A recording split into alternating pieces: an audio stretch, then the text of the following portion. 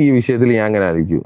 ഇപ്പൊ എപ്പം നോക്കിയാലും ഇൻസ്റ്റാഗ്രാം ഒക്കെ തുറന്ന നായ്ക്കൾ വന്നിട്ട് കടിച്ച് കീറുക കുട്ടികളെ. അതിപ്പോ ആരായിക്കോട്ടെ. രാവിലെ പുറത്തിറങ്ങിയ ജോഗിങ്ങിന് പോണ പ്രായമുള്ള കിളവന്മാരെ വരെ വെറുതെ വിടില്ല നായ്ക്കള്. നാട്ടിൽ ഇത്രയും നായ്ക്കൾ പെരുകിയിട്ടുണ്ട്. ഇവര് മാറി മാറി ഭരിക്കുന്നുണ്ട്.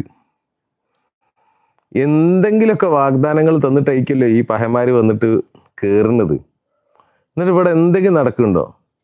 രാത്രി ധൈര്യത്തിൽ ഇങ്ങൾക്ക് ആർക്കെങ്കിലും സ്കൂട്ടർ മേലോ നടന്നിട്ടോ സൈക്കിൾ മേലോ ഒന്നും ഇങ്ങനെ നിങ്ങളെ നാട്ടിൽ കൂടി ഒന്ന് പോകാൻ പറ്റുമോ? പിന്നാലെ നായി ഓടി വരുന്നില്ലേ? ഈ നായിന്റെ ശല്യം എന്തുമാത്രം ഉണ്ട്? എത്ര ആൾക്കാരെ കടിക്കുന്നു, എത്ര കുട്ടികളെ കടിക്കുന്നു. നമുക്ക് ഈ കാര്യങ്ങളൊന്നും സംസാരിക്കാനുള്ള നമുക്ക് പേടിയാണ്. ഇതൊക്കെ നമ്മൾ സംസാരിച്ച ഞാൻ പറയണത് വെടി വെച്ച് കൊല്ലണോ എല്ലാ നായ്ക്കളി ഇറങ്ങിയിട്ട് വെടി വെച്ച് കൊല്ലണോ? ഏത് മേനകാ ഗാന്ധി വന്നു കഴിഞ്ഞാൽ പോടി അവിടുന്ന് പറയാൻ കഴിയണോ?